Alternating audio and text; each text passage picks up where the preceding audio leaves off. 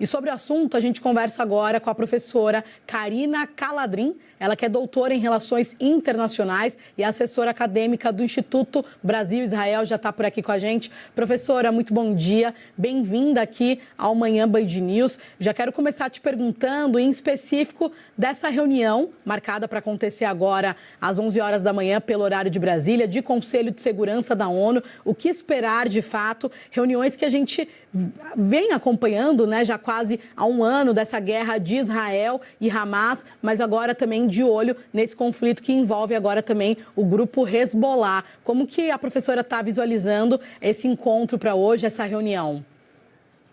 Bom dia, obrigada pelo convite. Bem, a reunião do Conselho de Segurança, né, ela deve se centrar nessas temáticas agora do Oriente Médio, representando o interesse, né, dos países em uma pacificação. O problema é que o que nós vemos já, isso ao longo do conflito que se escalou na faixa de Gaza desde o ano passado, é que o Conselho ele tem se tornado pouco efetivo na resolução dos conflitos. Então, mesmo com as resoluções que foram aprovadas, o que já é difícil, uma vez que temos Estados Unidos, Rússia, China, França e Reino Unido com poder de veto, né, os países permanentes, com assento permanente no Conselho de Segurança, vetando algumas vezes resoluções que vão contra um ou outro aliado, mesmo as resoluções que foram aprovadas, né, elas não foram cumpridas. Então, nós temos uma resolução aprovada de um cessar-fogo na faixa de Gaza que não chegou a ser cumprida. Então, mesmo que essa resolução agora de um possível cessar-fogo entre as partes, que peça, né, clame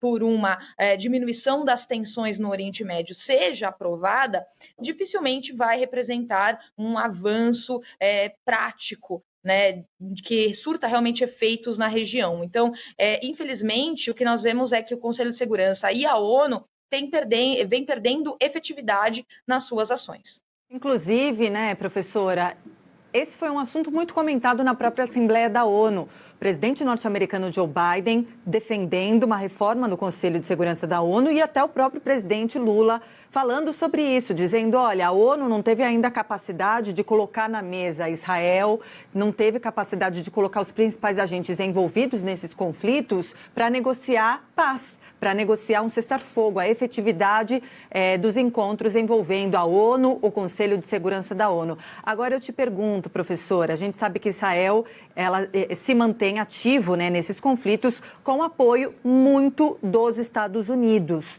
Vai depender do apoio dos Estados Unidos, do tamanho do envolvimento dos Estados Unidos, o quanto os Estados Unidos estarão dispostos a continuar apoiando Israel, a força de Israel para revidar a esses próximos ataques ou não necessariamente?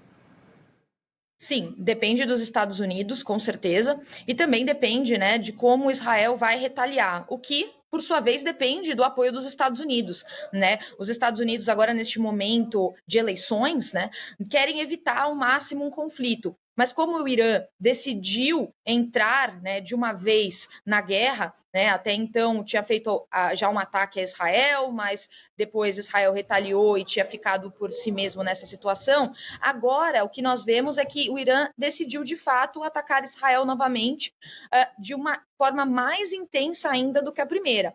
Então Israel deve revidar e os Estados Unidos estão acompanhando isso com certeza, né? Então vai depender sim de como os Estados Unidos vão apoiar Israel nessa medida, se vão dar um apoio, né? Já foi dito que seria um apoio total, mas vamos ver se na prática esse apoio vai se refletir dessa maneira, né? Porque Israel precisa não só do apoio do ponto de vista político dos Estados Unidos, como um apoio militar e financeiro também deles. E, professora, um outro ponto também para a gente conversar por aqui é que, em meio a todo esse cenário, na quarta-feira, né, ali ontem, o ministro na verdade, hoje, né, o ministro das Relações Exteriores de Israel declarou persona não grata ao secretário-geral da ONU, Antônio Guterres, que fica proibido, então, de entrar no país em meio a tudo isso. O que já aconteceu também com o presidente Lula, né, que também foi declarado ali como persona não grata em relação a todo esse cenário. Até o ministro das Relações Exteriores de Israel disse que a decisão se deu pela recusa de Guterres em condenar de forma inequívoca os ataques iranianos de terça. Como que a professora também visualiza, né, esse posicionamento de Israel, declarando ali o secretário-geral da ONU como persona não grata e tendo para hoje também a previsão, juntando, né, com a questão do Conselho de Segurança da ONU ainda hoje? Então, dificulta ainda mais a ação da ONU, né? E dificulta toda a ação da diplomacia internacional.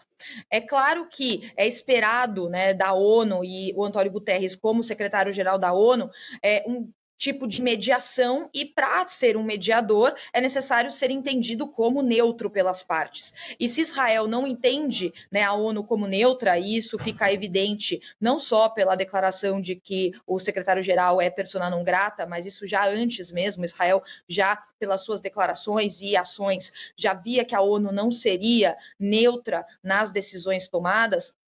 Isso dificulta muito a diplomacia, né? Então dificulta muito a resolução dos conflitos pela via diplomática e a escalada, né, do conflito e a escalada das tensões, que tem responsabilidade sim do Irã também. Então acredito que foi uma falha do secretário-geral não incluir, né, responsabilizar apenas Israel e não responsabilizar também o Irã pela escalada das tensões e do conflito no Oriente Médio. Isso prejudica a resolução diplomática que é buscada, né, tem o objetivo, né, da ONU nessa alçada, né, tem a alçada da ONU, essa busca pela diplomacia e pela resolução dos conflitos de forma pacífica. Professora, muito obrigada pela entrevista aqui ao vivo no Manhã Band News. A gente vai acompanhando, né, esse aumento de tensões no Oriente Médio e trazendo todos os detalhes. Muito obrigada, até a próxima oportunidade. Muito obrigada, bom dia. Bom dia.